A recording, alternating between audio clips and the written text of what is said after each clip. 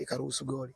Kwa namna gani wachezaji wetu wanakuwa tulivu kwenye kujenga mashambulizi na namna gani wanakuwa na mipango thabiti kulingana na mbinu ambazo tumezipanga kama timu. Turejee jijini Dar es Salaam ambapo uongozi wa timu ya Yanga umetangaza ratiba kuelekea uzinduzi wa wiki ya wananchi na matukio yatakayofanyika kuelekea kilele cha siku hiyo Agosti 9 katika dimba la Uhuru jijini Dar es Salaam. Mohamed Sikuzi anasimulia zaidi.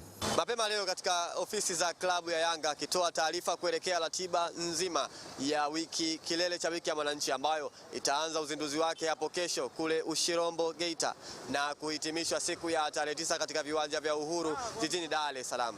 Mbali na hilo pia wadhamini ambao wamejitokeza kudhamini wiki ya kilele cha mwananchi nao wameeleza namna watakavyosherehesha sherehe hizo. Kwa kesho wiki ya wananchi inakwenda kuzinduliwa Ushirombo.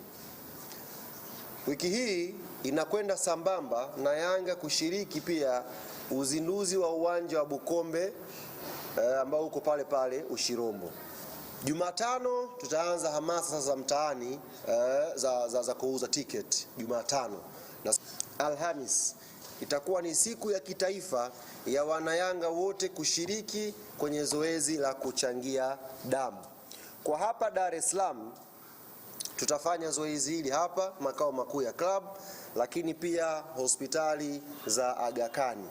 Siku hiyo ya Alhamis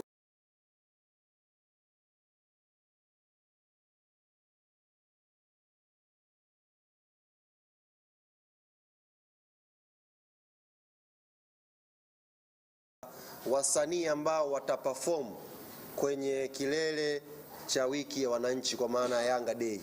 Tujumuike kwa pamoja kutoa damu, kuchangia damu kwa sababu kama ambavyo wali pia amesema, mahitaji ya damu huwezi kujua lini utakuwa na uhitaji, kama sio wewe ni mmoja wapo labda wa familia yako. Kwetu sisi tunaamini kwamba Wananchi Wiki ni mwanzo wa historia nzuri ya msimu wa soka 2026-2027.